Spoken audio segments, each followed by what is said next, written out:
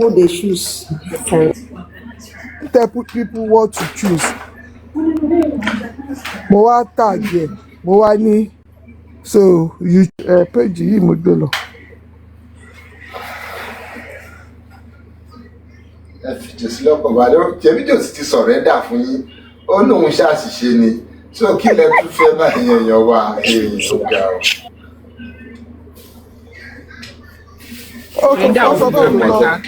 Jòsí ò sọ̀rẹ́ndà o. Jòsí ò sọ̀rẹ́ndà. Báwọn fámílì ò mọ bọ́rọ̀ ìjẹ́ làwọn ṣe ń rù lọ́sọ̀tọ̀ ìjọba tẹ́lẹ̀. Bọ̀ ṣé wàá mọ̀ pé Jòsí ló kó gbogbo àwọn wèrè yẹn jáde ó dìgbà tí gbogbo wọn bá tó wọlé tán ká tó já okùn lẹ́yìn ọrùn Jòsí. Agbára Jòsí ò ká wèrè yìí mọ́. Agbára Jòsí ò ká wèrè yìí mọ́.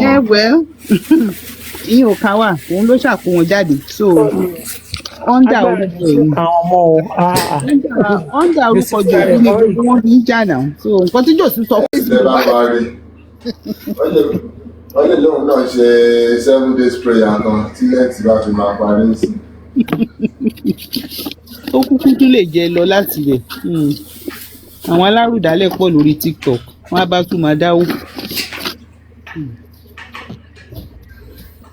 Lọ́sọ̀ àti kó owó tó wà lẹ̀ fún pẹ̀lú interest tó. Ó fún ọ ẹ̀kọ́ fún Jòsí o ìṣòkè sọ pé kọjá kóun mọ ẹni tó máa kó fún kóun fẹ́ kówó lẹ̀ kọjá kóun mọ. Kọ̀ǹfì yá nínú ẹ̀ wọ́n ní kí Kọ̀ǹfì lọ mú ìtò yá nínú ẹ̀ wá so gbowó tí Kọ̀ǹfì ọ̀rọ̀ tó ní òun fẹ́ fi gbé àrífà yẹn ó fẹ́ fi san gbèsè tó yánu owó ni o. Ẹ ní sùúrù Kọ̀ǹfì yá nínú owó public àbí mo gbọ́ yín dáadáa. Níbo lẹ wà láti jọ Kọ̀ǹfì yá ń bẹ̀ náà ó yá nínú owó yẹn.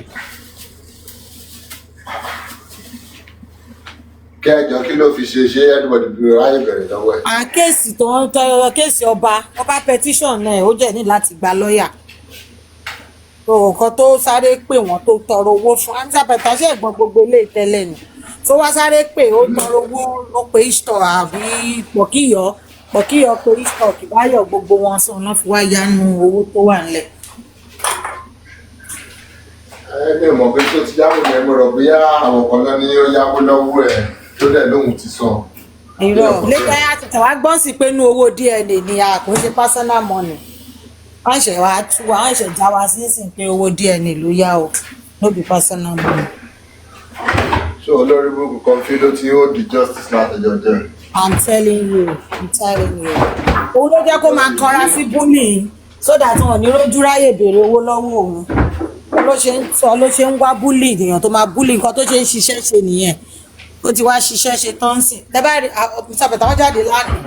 Àwọn bàbá gbogbo wọn ọjọ́ bẹ̀rẹ̀ sí ní sọ́ọ̀bù Kọ̀ǹfì ṣá ó dùn mí ṣá. Wọ́n jẹ́ ń ju sọ́ọ̀bù àti Jòsí àti Báyọ̀ gbogbo wọn wọ́n fi sọ́ọ̀bù pa Kọ̀ǹfì níbi tó oh God.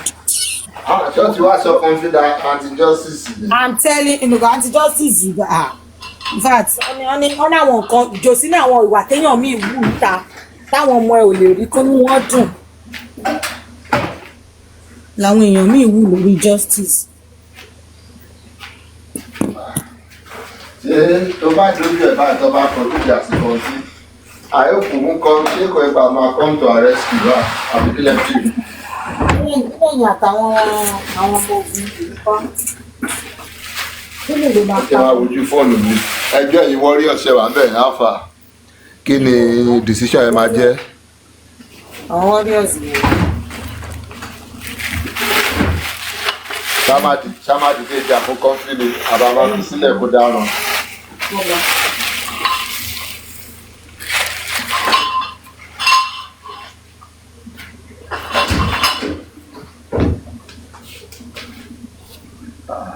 Snap photo. Mo ṣe tó àbí.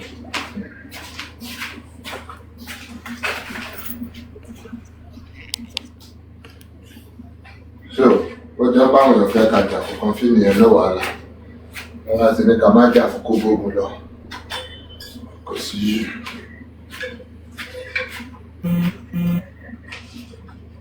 Ṣé o gbọ́ aláwo interview TVC?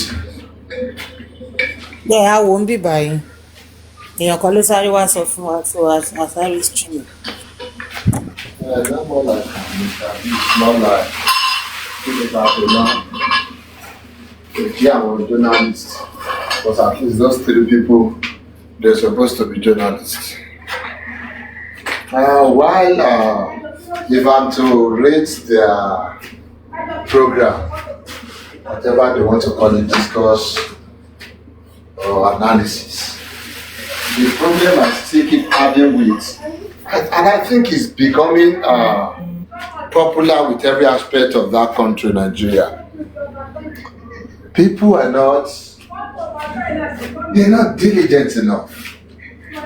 If you want to talk about something, it will be fine if you know at least most of the important details about that subject or topic before you come outside, especially on national space, television like that.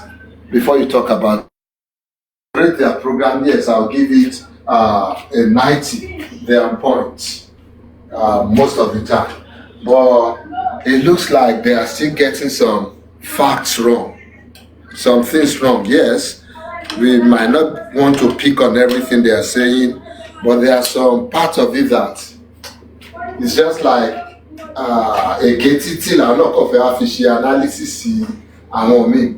And especially with that last guy to join the interview here last. Oh yeah, I don't quit the now.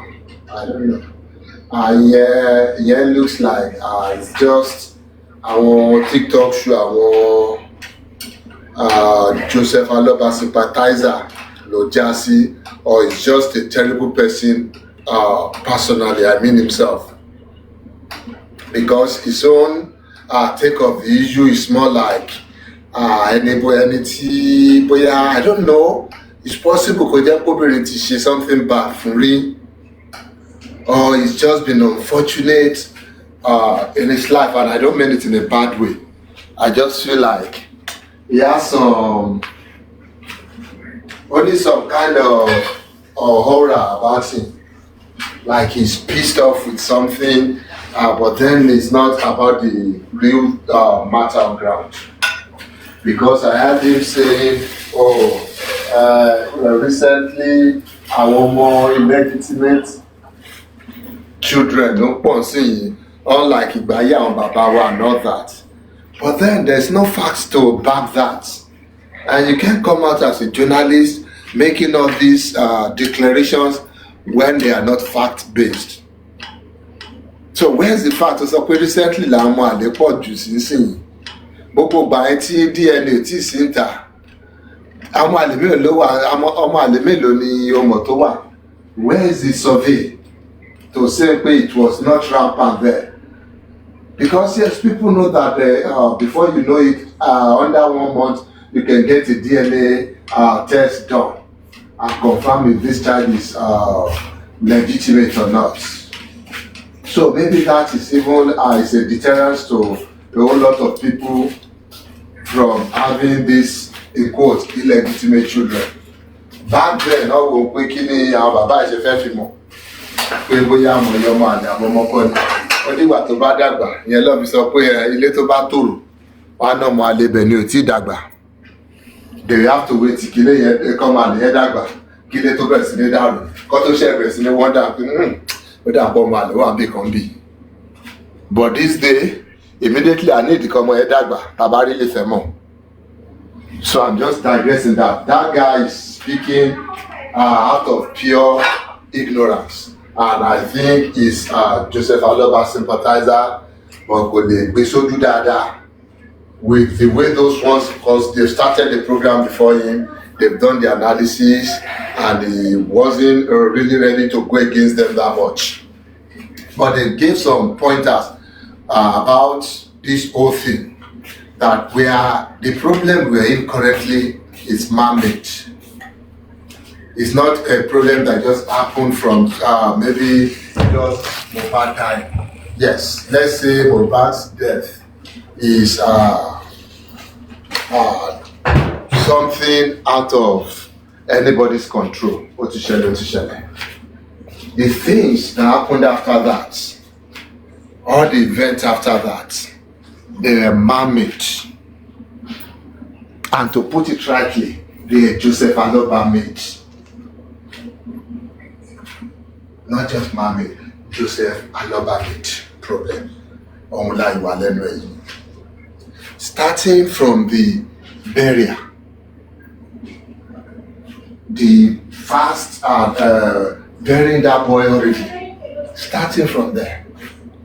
Because if you trace this thing down the line, you know, or trace it back up, you know that the problem started from there. Yes, if he had just exercised a little bit more patience, most of the things that are happening now, they would not happen. We would have been able to get something concrete, conclusive, from the autopsy, from the toxicology. The reason why we are having inconclusive results is because this guy was already buried and the body was not properly embalmed. It was not properly preserved. And some will even argue that it was buried in a shallow grave. And that's why all the tests, both the one from the government and the one from Joseph Aloba himself, couldn't give us anything concrete. It is science. Once there's been a compromise, it will show somewhere down the line where you probably need it the most. And it showed up where we needed it the most to be able to nail this thing to the pole and say, you know what, this is the reason for this. God see Joseph Aloba. Nobody would know till tomorrow. We will only be guessing. We will only try and get closure from the fact that, a nurse is being tried. And to digress quickly, or maybe not digress, still on the point. One of those journalists there, they were saying, no, nothing has come out of this. Nobody is held accountable or anything. Nobody is interested in that. That's the different thing again. And that's one of the things we need to give kudos to Omomi for. Or they need to show you that they need to share. Why Joseph Aloba is still going about, running about for royalty, for properties, for public donation. Omomi is still interested in getting to the root of this matter. Yes, you've gotten an inconclusive result, but what are the concrete things we have? Based on the coroner's magistrate judgments, the nurse was to be tried for negligence. And ever since then, Omomi has been pursuing this with the appropriate authorities. She has written to the Attorney General. She has written to the Lagos State, the DPP. She has written to the Ministry of Justice to follow up on this case. Now, yes, the mass of people is not here, but we need to put that to, we need to see it through.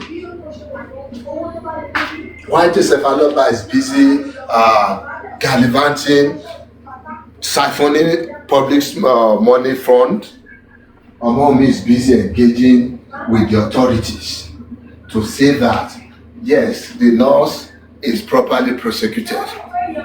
Boya o ṣe dáadáa, àbí kò ṣe dáadáa, it will not be a decision to make. She will face the law. She will be there to defend herself. Just, I think, last week or so, or per week, a response came back to her from the Ministry of Justice, from Lagos State Ministry of Justice.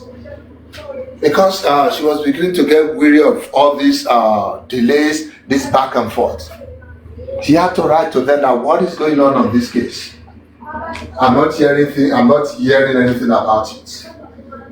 and they had to write back and give her a call that yes, based on the judgment of the magistrate of the coroner's inquest, they are pursuing a case against the nurse at the Yaba Magistrate Court.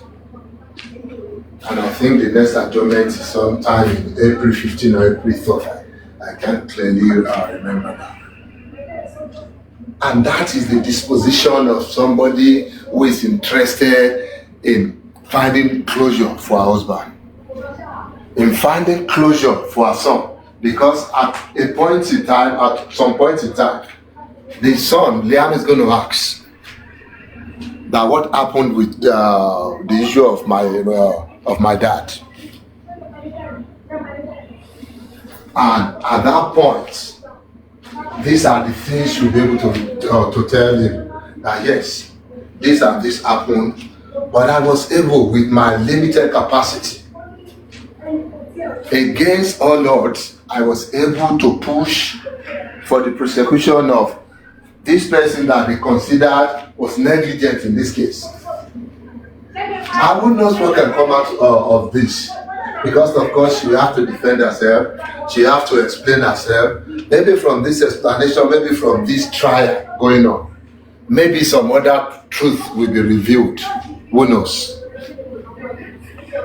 So I was only trying to tell those journalists who don't or who looks like they don't care about the case, other than to come and have a gist about it, that our mom is interested in justice, unlike Joseph Aloba, who is just interested in reality or the royalties. Because they were saying, no, the DNA back and forth is because of the property, both the widow and the father, they're interested in royalty and property. No. It's wrong to assume that.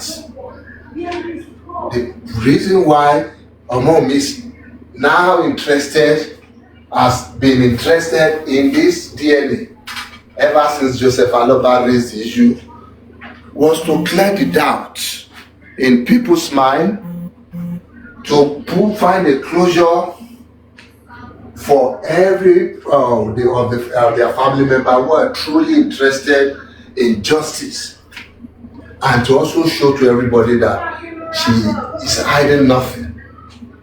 That's the only interest she has in this DNA, and that's why she's insisting that this thing will be done legally, it will be done playing by the rules, it will be done with truth and with accountability.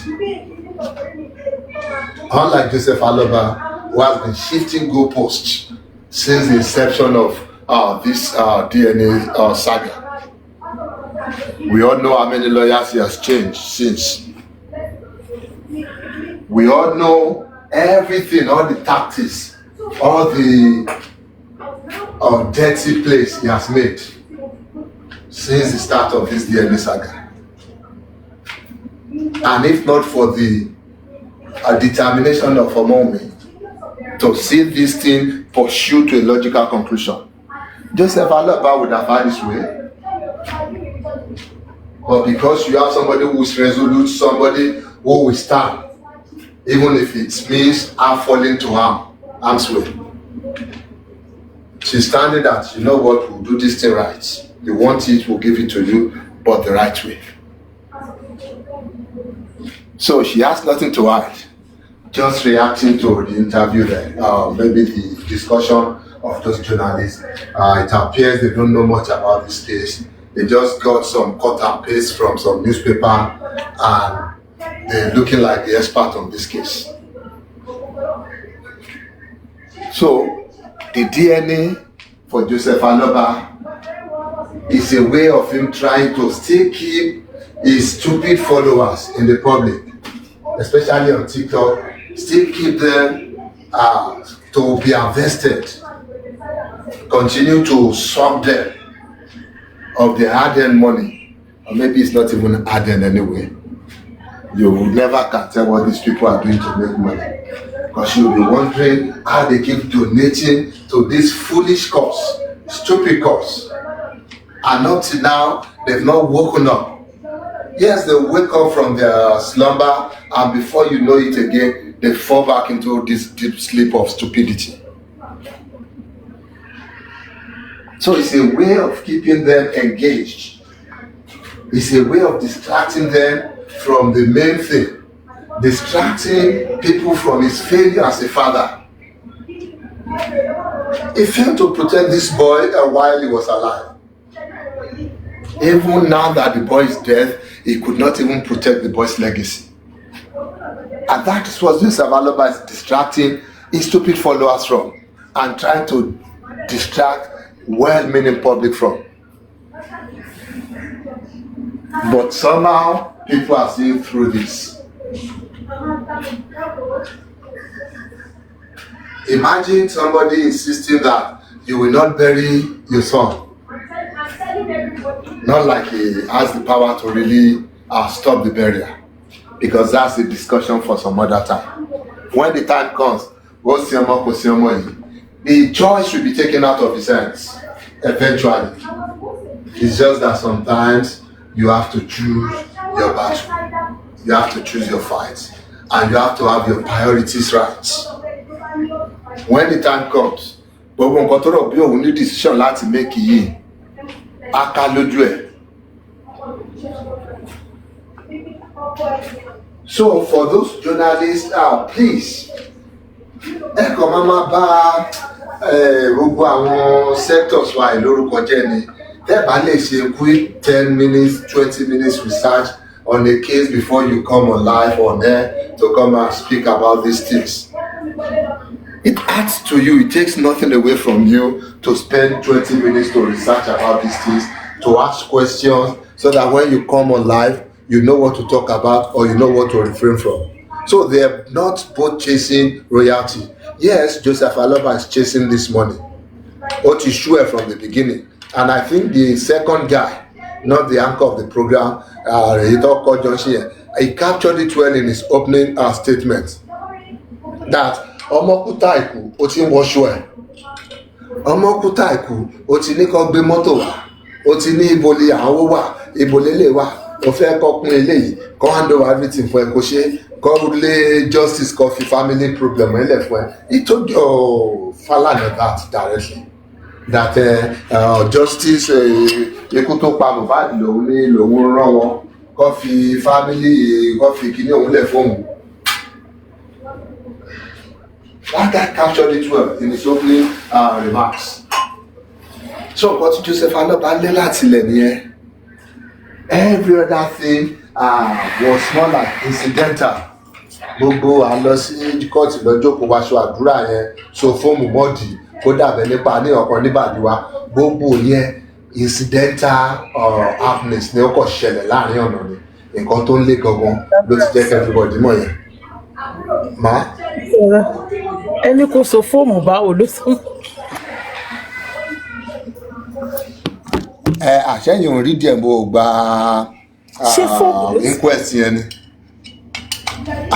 Kí ló fẹ́ so mọ́ díẹ̀ rí díẹ̀ sí ni, ṣé díkọ̀ sáré jò bẹ́ẹ̀ yẹn nígbà tí kò ṣe bọ́ǹbọ̀n. Wàláì ọ̀rọ̀ yìí ti sùn mí. Wàláì mo lọ tún gbogbo ẹ̀ wò. Èwo ni wọ́n ní èèyàn so fóòmù mọ́ọ̀dì bí ìdẹ́mọ̀ bóyá so fóòmù mọ́ọ̀dì rí nígbà tí mi ò rí rí, ṣé mo ò ní béèrè rí? Wọn ò ní má béèrè question and answer. So you see, that's what this man has been. Gbogbo yòókù yẹn ó kọ̀ yàbàrà sínú ẹ̀ ni. In fact, it's an inconvenience to him. Gbogbo ẹgbẹ́ dìde lọ síbi ẹgbẹ́ nígbà tí àwọn ní Joseph Aloba lára ni. If only they handed over the money, handed to handed over everything to him, that day we are here at your will, we will not be here today. Even those journalists will not be doing any program today. Wọ́n ti ṣe nǹkan tó máa ṣe lọ. Ṣe bá gbọ́ nígbà tó sọ pé over his dead body lọ máa wo exhume mohbad báyìí. He wasn't interested in justice. What justice? Kí ló jẹ́ justice? Ó ló ti kú ó ti lọ tiẹ̀ nìyẹn. He wasn't interested. Ó ti lọ sí sórí ilẹ̀. ó ti fìyẹn claim lẹ́ǹtì ẹ̀ wọ́n wú kúrò lórí ilẹ̀ tán gan ṣèpọ̀ bẹ̀rẹ̀ sí ní lọ ṣe program church service lórí ilẹ̀ yẹn fún bí ọjọ́ mélòó nígbà tí ó dẹ̀ rérò ó dẹ̀ tún pa venture yẹn tì. He moved on to another thing. He started singing. This man has basically tried his hands on everything just to leverage on whatever publicity, whatever profit can come from the name mohbad. Tó bẹ̀rẹ̀ sí ní model orin fáwọn èèyàn tó bẹ̀rẹ̀ sí ní bá wọn ṣe jingle. Maybe money will come out from it. I'm sọ pé bóyá ó tún lọ sọ́dọ̀ àwọn filmmaker or something bóyá dẹ̀ ṣe waka pass ni maybe money will come out from that. These guys they did not just sing gospel song o at the point he went to àwọn ológùdúdú kind of music àwọn music ìkàbú èbú just to see bóyá yẹn àwọn èèyàn tún gbà ẹ́ lọ́wọ́ èèyàn tún dowó. Nígbà tí yẹn ò tún wọ́ọ̀kì fún wọn recently na tún gbọ́n kó ti padà sórí àríyá revival song Kerubu and Seraphim revival song ló tún kọ. Thinking money will come out one way or the other. Ó fẹ́ rí brand ààrẹ as celebrity carpenter anything. He just wants to make money out of this saga, out of this something that should be sad for him, something that should be a point of reflection for him. He wants to make profit out of it. Under normal circumstances, you will say, oh, this man is, what's the word now? Business savvy, like he's always thinking about business, which is good in some ways, but not out of this kind of tragedy. And not a tragedy so close to home for him. His son, his breadwinner. And all he could think about, all he's still thinking about is what money to get out from it. Nígbà tó wọ́n pòkè, kò sí owó tó wọ́n lè make out from it. Now he's coming out. He's showing his hands now. He's going to the court to fight to be in the case so that he can inherit his son. So, gbogbo àǹkóyè ni àwọn journalists yẹn ò mọ̀, or maybe they are afraid to go into, or maybe they are time constraints. Who knows?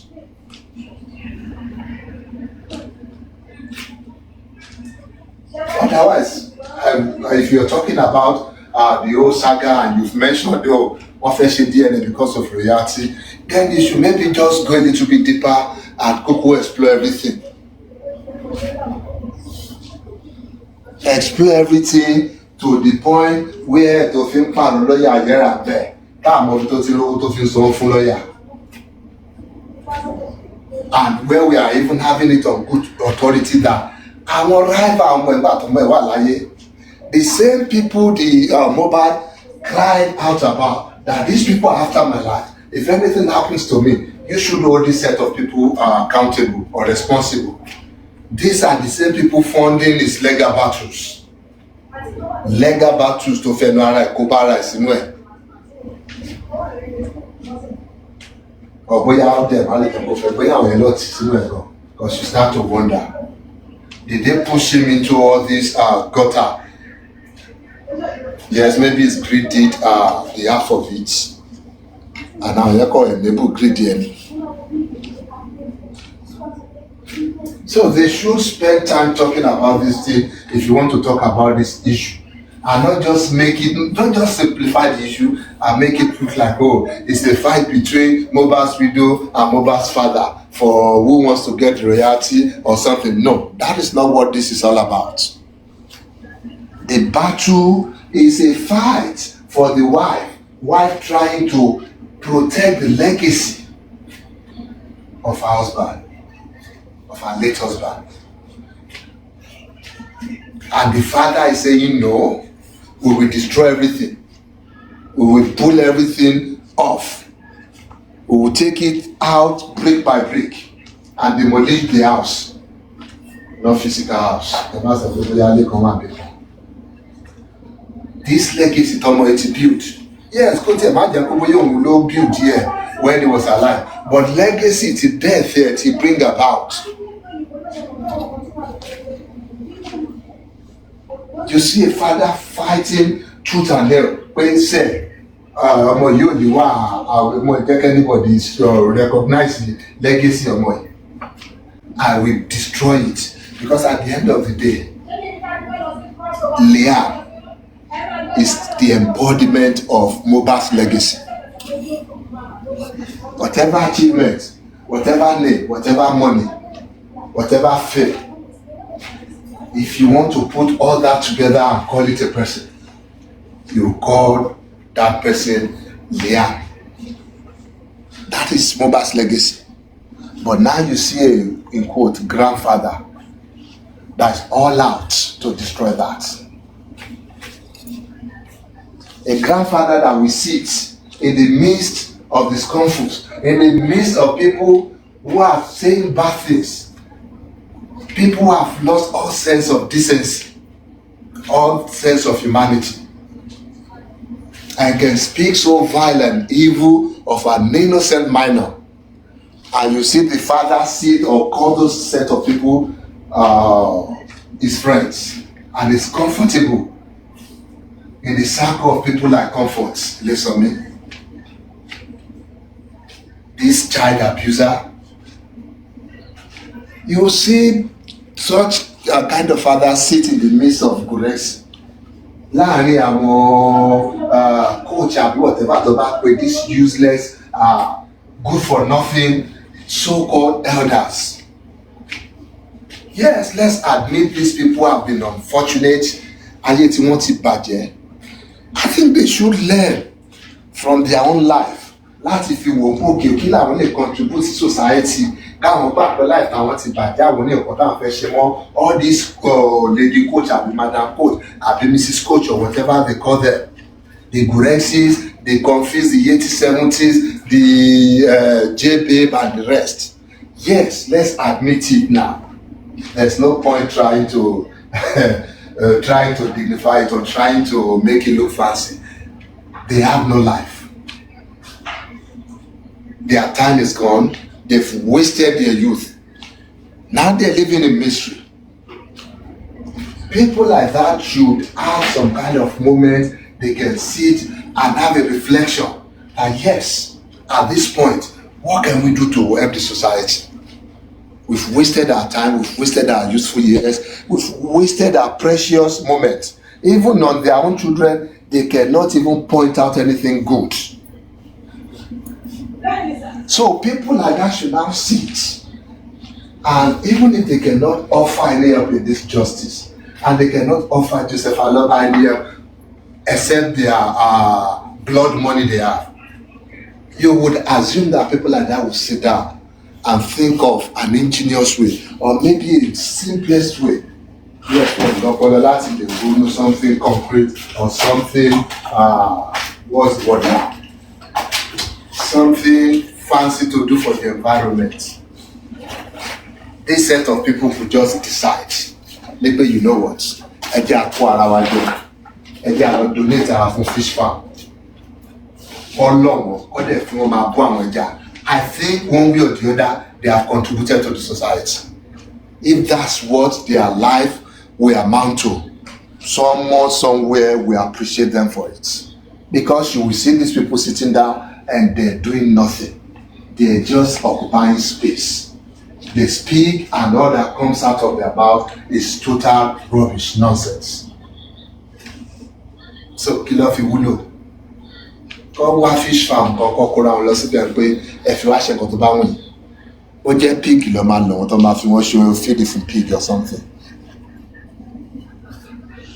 So when journalists are analyzing this topic, they should go a little bit, just a little bit more deeper into what's actually going on. Not just what they read on the media or read on TikTok. They should ask questions, ask more questions, and get to know more things about this thing. That's the only way you can give a robust, all-encompassing analysis on subject like this about a father. A father, a greedy father, who wants it all. Who doesn't care about tomorrow? Kí ló kàn? Èní la máa jẹ ká tó jẹ ọ̀la. I think that's Joseph Aloba's kind of motto. That's what he works by. Pé tá a bá jẹ ayé lẹ́nu náà, nǹkan tá ayé bá jẹ, òun lẹ́yìn máa gbé fò. So that is not even, I want to believe anybody to bá fẹ́ sọ̀rọ̀ Joseph Aloba anywhere, they should have this kind of look on their face, this irritating look, even at the mention of the name of that man. That it should be something to irritate anybody when you hear about this story. That the father will stand in this kind of position and put the body of his late son through this kind of turmoil. It should evoke some kind of anger in anybody.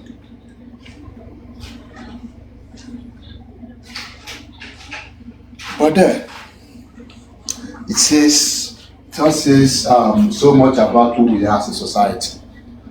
If we still have some section of the public, no matter how small it is, that will celebrate this kind of man, see him as their mentor, see him as somebody they can relate with. It says so much about us as a society. Because until we get rid of this kind of people from our society, we can't really say or we can't really know if we're growing or not. We can dance here on our journalists here, and it looks like they don't know what they are saying.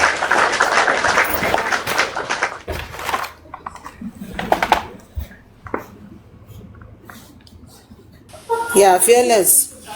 Information yìí ó ti jẹ́ information tó yẹ kó ti jáde tipẹ́. Ẹ má bínú pé mo ní kẹ́ má interrupt, but we've been trying to hold on to it. Ẹ má rántí gbà kan mo bọ́ síta mo ní kò sí kéèsì kankan pẹ̀lú àwọn nurse because we went to ask and as at then kò sí kéèsì kankan.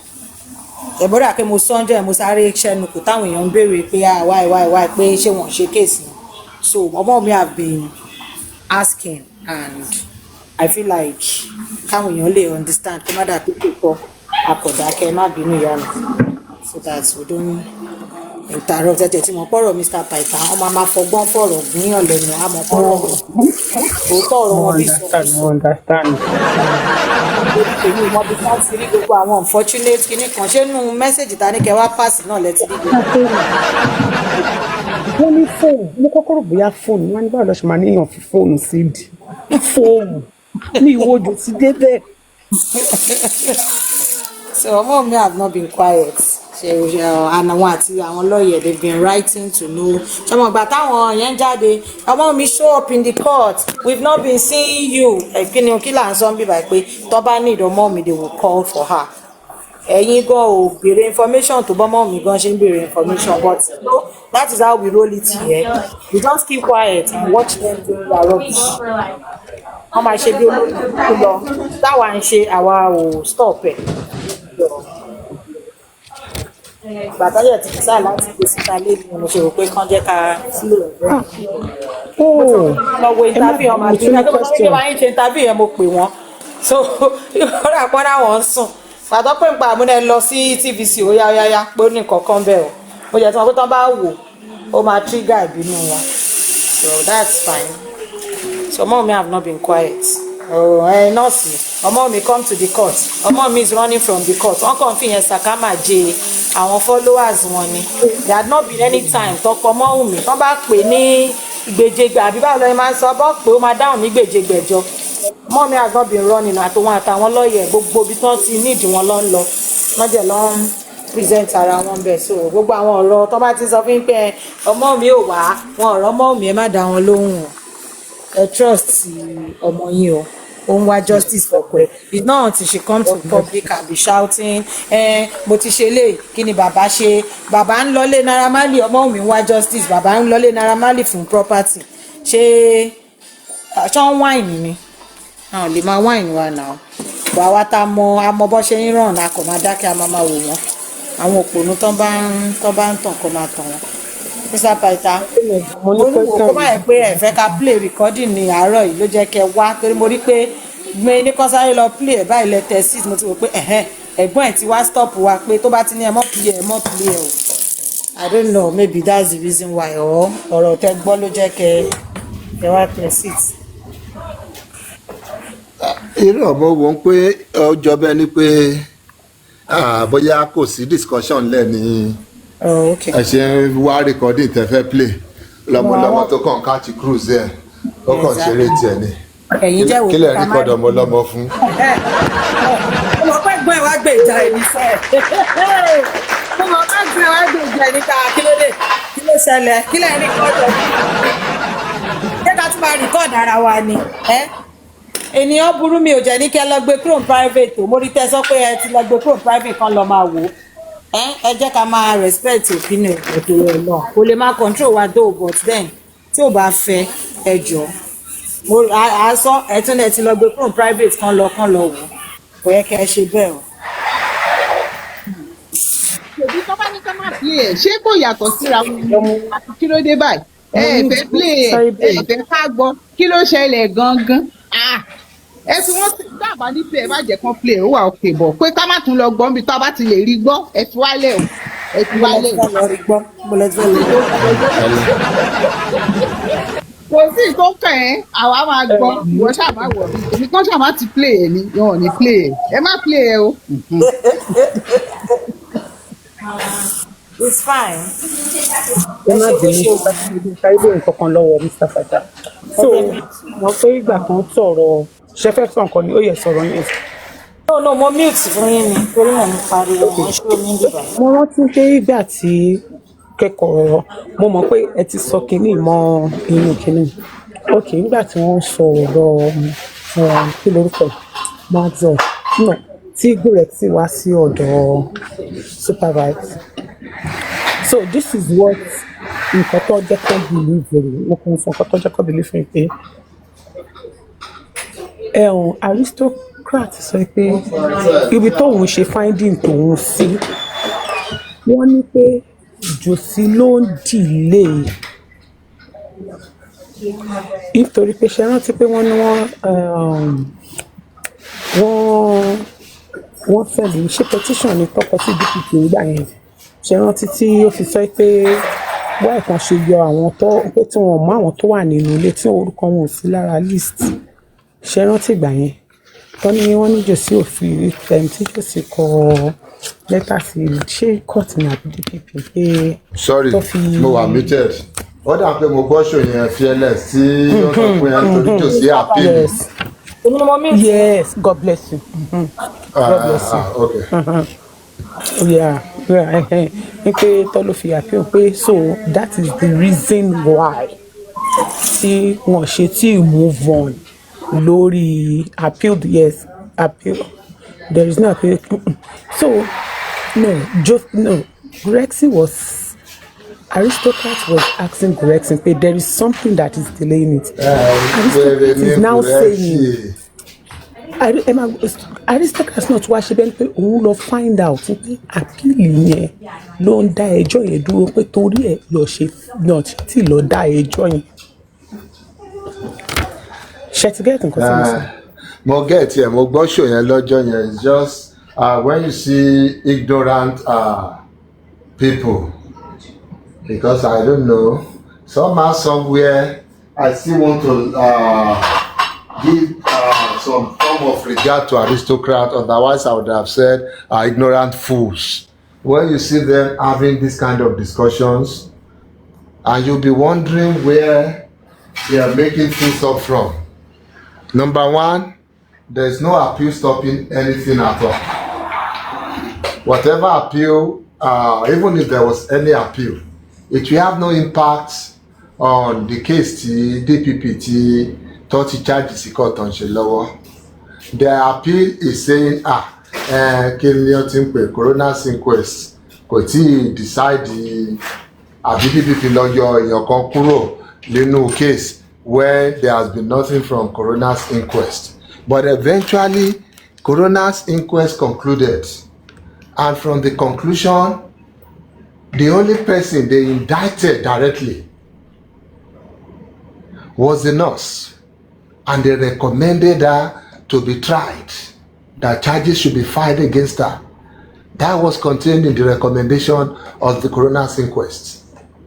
So that would have taken away any nutrient, any nucleus from case táwọn Joseph appealing pé clay CDP fi yọ tó fi exonerate àwọn kan tí wọ́n fi exonerate àwọn kan, that would have taken away anything from the strength or the good argument from their case. And that being said, nothing like that happened. Buresi was just in a fix that particular day, and somehow, somewhere, aristocrat was able to say some jargons to save him, to save his head, to make it look believable to the public. Mo dẹ̀ rí pé Buresi náà tètè sáré admit sí ọ̀rọ̀ ẹ̀ lọ́jọ́ yẹn pé yes, maybe it might be because of the appeal and all that, maybe that's why the case is not ongoing and things like that. You will see that Buresi is just as ignorant as they come. But I have it as a fact. Authoritatively, the Ministry of Justice or the Lagos State government through the Ministry of Justice and the Department of Prosecution has confirmed, has written to me that there is a case ongoing against this nurse at the Yaba Magistrate Court, as advised by the judgment or the recommendation of the coroner's inquest magistrate. They have a case against her, and that is ongoing, and nothing is stopping that. And for any other idiot coming out to say, oh, ọmọ mi kan ló ń dá kéèsì kan dúró, bóyá nítorí kò show us anything. Ọmọ mi has not been listed as any witness in any case tí o ti show up fún. In fact, she will be happy to show up for any of such, any case at all. List as evidence, either evidence for the defense or evidence for the prosecution. None. Tó sọ pé bóyá òun ò ṣetán àbí bóyá òun fọmọ lọ́yọ̀ ni àbí anything. No, she's ready. Ẹni tí wọ́n sọ rubbish tán tí Yomi bọ́ sórí kínní tó bá ń sọ jargons tó ń parọ́ fún wọn nípa presidency àti directive wèrè kan tó dẹ̀ gbé flight tó lọ sí Abuja pé what's going on here, tó dẹ̀ kó àṣì gbogbo ẹ̀. So ṣéyàn ẹni ọ máa pè fún witness níbì kan tí ò ní wà very much ready to go there and put the matter to rest. So you see that these people, they keep cooking up lies. Omome has been following up with this case, following up with the Lagos State. What's going on? This thing needs to be, we need to reach a logical conclusion on it. And they agree that yes, they are following protocols, they are following process, they want to do it legally, they want everything to be intact. They don't want anybody getting away on technicalities. So they want to go by the books on this. And that's what they are doing. So any other person or anybody saying otherwise, saying anything contrary to this, know it for a fact, they are lying.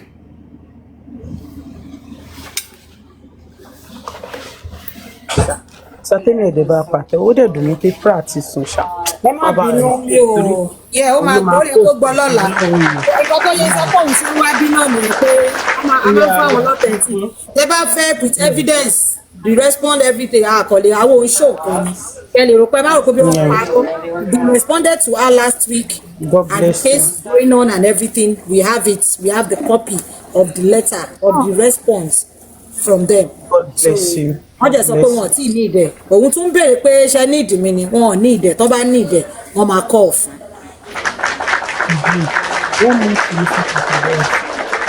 Okay, now, like nǹkan tẹ sọ́nsìn, torí mi mọ̀ bóyá èyí mo fẹ́ gbàgbọ́, bóyá ayọ̀ mi mo fẹ́ gbàgbọ́. Ṣé ó pọ̀ sí tó yẹ pé ẹni tó yẹ pé ó wà, wọ́n ti mú, ó wà on bail? Lórí the same case tó wà on bail lórí, kó tó wà máa kọ gbogbo lẹ́tà tẹ́lẹ̀ pé ó kọ sí gbogbo tó kọ lẹ́tà sí ìpè. Àdíkèsí yìí ṣe báwo ló ṣe ń lọ? Kí ló ń ṣẹlẹ̀? Àní ẹ láti ṣe. Ṣó possible kò yẹ pé the same case tí ẹni yìí o tọ́mu lé lórí o wọ́n béèrè ni o ló tún kọ lẹ́tà sí gbogbo gbogbo.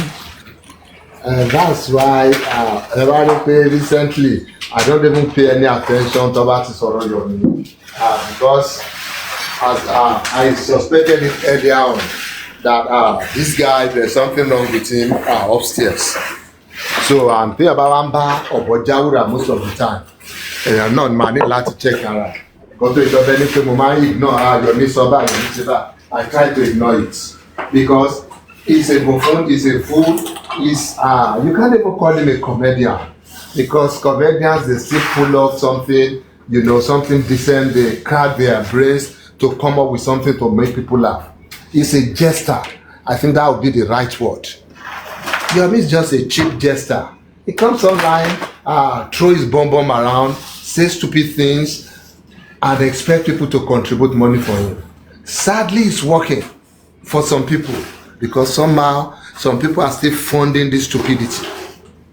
People like Papariano that cannot stand up and be counted and stand up and say the truth. People like this are still encouraging him and still enabling him. And we see this kind of Papariano eventually when everybody told you about Latin, Yomi is just a fraudster. He's a scam artist. And you now see somebody like Papariano trying to backtrack. Trying to make it look like, oh, I told him, I shekineko. When you can easily just call his stupidity out and tell him, stop scamming the public. But who knows? Maybe they are sharing from this fortune. Maybe they are sharing from this largesse. Who knows? Who knows? So Yomi is just a jester and not a good one at that. So gbogbo nǹkan tí Yomi bá sọ, àwọn tó bá believe abẹ tó bá tiẹ̀ pay attention sí tó wá fẹ́ máa consider in any way at all. Ẹ jọ̀ọ́ ẹ bá mi mú yàn sílẹ̀ kẹ́ bá check èèyàn yẹn bóyá ọ̀pọ̀lọpọ̀ àwọn náà pé upstairs.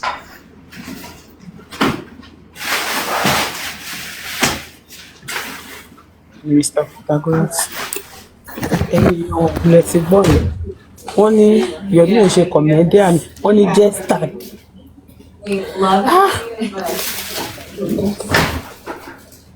Ọmọ mi lọ́wọ́ ti wà mí lọ́wọ́ ẹ̀yin náà Mr. Pythagoras, God bless you sir. God bless you, God bless your family. Amari Balagbara, thank you for everything. Thank you for always coming, you know, to put our mind at rest, to let us know what is going on and how everything is going. Thank you so much. We appreciate you. Ẹ ṣeun mà. Ẹ jọ̀ọ́ àwọn èèyàn wa tó wà ní Dubai, tó wà ní Kuwait, báwo ló ń lọ? Ṣé wàá ókè ẹ jọ̀ọ́ ṣe ti gbúròó mi dé? Mi dé tó ti wá ṣe gbébọn lẹ́yìn ó ń sáré kiri ní platform ó ní ká máa stream kan ká máa stream kejì lórí àkókò débi tí mi dé wá tó bá débi tó wà ní kò ní láyè tí kò sá lórí platform ìyá tó máa wá kó sí yọ́yọ́ ló ń wá káàkiri àwọn bí tá ti máa ṣe gbà á gbèsè ó ní ká máa lọ fún bóyá sọ fún pé mi ò gbà wò. ẹ sáré dènà. Torí gbogbo yìí tí Trump ń ṣe yìí tó yẹ pé kò dẹ̀ sẹ́ni tí wèrè yóò fẹ́ padà. Just 3 weeks ago ó sọ fún bọ̀bọ̀ yìí pé kò lè fi anything nílé tààrí fún wọn ó tún yìí 10% ó ní kò sẹ́ni tó lè sọ nǹkan tó ń máa ṣe fún wọn. Gbogbo yẹn tó lọ jù sí kíní sìn àwọn kò ṣe meeting pẹ̀lú wọn. Gbogbo owó yẹn lẹ́yìn máa dá padà. And you know the sad thing about this so-called thing òun make owó for America ló ṣe kíní kan. Who is bearing the brunt? It is still Americans. Àwọn ló ń sọ gbogbo tariff gbogbo fees tó ń fi lé importation. Who are those paying for it? Is it not still the Americans? And you come around otherwise, why will any businessman import anything to America? There's a demand for it. So you now think those people will incur the loss? They will not pass it down the line to the final consumer? They will. So you think you're getting money from China, getting money from all these people bringing stuff to your country. But no. They are the own citizens because like every other company, they will adjust their cost. They will adjust the final price and the burden Yes, maybe they will share some of the burden, but they will still not bleed like you want them to bleed. Those who will bleed are the final consumer. They will be the Americans. The consumers there, they are the ones bleeding. And thinking that nobody is explaining this to him, or people are just trying to be nice with him.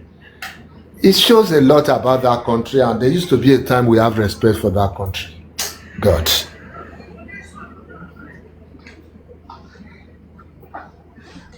ṣáyé ní Canada. Irọ́ tó bá wáyé wá kán pé à ń poach àwọn citizen òun pé bolonsa lọ́ta lòun fẹ́ jọba lé lórí nígbà tó pé bá ń sá kúrò ta lẹ fẹ́ filẹ̀ fún bẹ́ẹ̀. O lè gbèwé mi wá wọn bí mi síbí kò lè wá mi wá. ọmọ ìlú ẹ̀ ni o ọmọ ìlú ẹ̀ nìyẹn o kò sí bí tẹ́ ń lọ. ẹjọ́ kó ní kálukú jókòó lu ẹ̀ wá àfàlejò ẹjọ́ kó lu yín o tó bá jẹ́ bákan náà. Èwo ni kí ló ṣẹlẹ̀? Kálukú jókòó lu ẹ̀ wá àfàlejò ẹjọ́ lọ́lọ́. Mo bẹ̀bẹ̀ ní akọ àwọn ọmọ mi sì kéré o. Ọlẹ tó bá gbàyàn nígbà ṣòro lè yan wọn lọ́rùn. Ọgbàgbàǹgbà mú ojú ọ̀run ò ṣe gbá mọ́ Ọlọ́run ni o òun ní kẹ́ pé o. ẹ máa manage ẹjọ́ máa rọ̀ kí ẹ. Mr. Paita bójú bá yẹjú kóhùn máa yẹ kò dá kóhùn yẹ lórí ohun máa yẹ lórí eléyìí àfẹ́ wàhálà ẹ manage nǹkan yín bẹ̀ yẹn ẹ̀yin lẹ vote fún ẹ̀yin náà ní kẹ́ rọ lóye tí November bá dé ẹ bá ti ní midterm yín ẹ wá àwọn Democrats nínú ilé. A ní Mr. Pythagoras a ní bọ̀bọ̀ yìí ò kì í gbọ́n kan tó bá sọ̀tẹ̀ ẹ lọ. Ọlọ́run ṣàánú wa Ọlọ́run ṣàánú wa ó ti wá dé gbogbo ọjọ́ ti háwọn Ọlọ́run. Iran pààyàn Iran ṣe kinní kan leader wọn pààyàn. How is it different from Ayatollah? Àbáyàtọ́lá ni supreme leader àwọn Iran yẹn. Tell me, how is Trump different? This is how tyrants are come to be really. You think when Ayatollah became the supreme leader 36 years ago, ṣé arọ̀bíyá tó bá yẹ pé bóyá brutal boy ń ṣẹlẹ̀ fún wa o, because at the end of the day it is this Western propaganda, it is what we have in the news. Nǹkan báyìí ló ṣe, nǹkan báyìí ni ò ṣe. They suppress some of this other information. They push out the only things they want us to see, to discuss on, to debate on. I don't think it will be whichever brutal tó ti paint ẹ̀ sìn. I don't think it would have been that brutal 36 years ago. It would have been somebody saying, no, he wants the best for Iran. He wants to put the country first. He will do anything to do this thing. That is how tyrants are born. That is how you get to make a tyrant. It will look like they are doing good. It will look like they are doing good, they are doing the best for their environment, for their country, but then they will keep neglecting the rules of law. They will keep going out of their way, going out of the playbook just to get things done. Yes, some people will keep hailing them. Some people will continue to applaud them for getting the job done. But people keep forgetting that at the end of the day, it's not just about getting the job done. It's about not losing your humanity while getting the job done. It's about not losing your decency while getting the job done. So that is one thing that should matter the most for people. Oh, not just this lagbaja Mokini Yinse is the right man for the job. Kini tactics here to get this job done. You keep forgetting about that. And that is what Trump is doing. Yes, maybe he's getting some job done at all costs. It's there flaunting international regulations, international laws, international rules of engagement. And people are saying, yes, he can do it because these people have said death to America or something. And you keep giving him this allowance. You keep enabling him. You keep finding justification and excuses for him. Until someday, bam, it will hit you close to home. It will hit you where you can, before you know it, that's when you now know that, our lati enable boy you. And that's what is happening. àwọn tó ìpera wọn ní real Republicans yẹn tó yìí ń ṣe gbogbo kínní yẹn at the end of the day they will be the one crying out later on, and whether we like it or not, Ayatollah evil man ní kínní kan ni, we can see how his people are mourning him, and that's a lesson too. I don't know him personally, I don't know what he has done or what he has not done. It's another lesson that no matter how evil you are or how evil people paint you to be, you will still have your own supporters. You will still have people who will cry for you. You will still have people who say, Baba to someone no, Baba Jesus Asagbara Dotun. You will still have them all over the world. No matter how how evil or how bad Trump is, you will still have the stupid people like Bundy, the stupid people like Vance, the other stupid people in their Congress that are not ready to stand up to him, people who are still ready to wipe his ass. You have them there. But Okusi lower.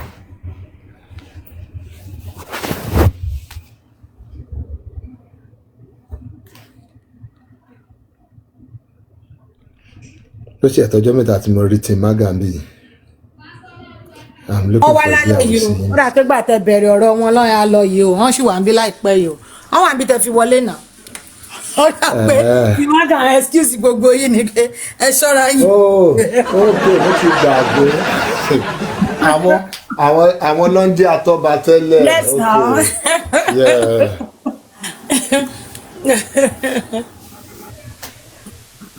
Wọ́n wà ń bí láìpẹ́ yìí. Jesus is Lord náà sápamọ́ sí comment section bẹ́ẹ̀ wọ́n jọ ń sápamọ́ ni. Ẹ máa kọ́ máa ẹ̀nẹ́bù ẹ̀ lọ́kọ́ máa ti lọ àárín ibi tẹ́ máa bá yàrá já sí.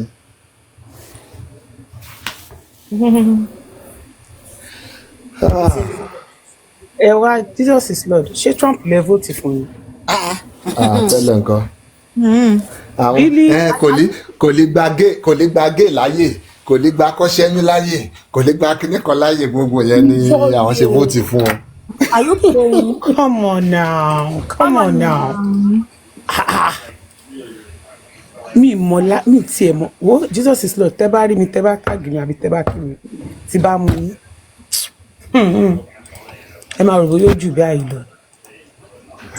Mi mọ̀ wow. Má kí ni yẹn. Minorities voting against other minorities. Ó sú mi o. I did not know. Níbo lẹ yanjú ọ̀rọ̀ Àgbàlá Gabriel sí? Àgbàlá Gabriel wọ́n ní tèèyàn kan ò lè má bàá kí tèèyàn kan má dáa. Akeem ti gba mọ́tò ó gba mútọ̀ o.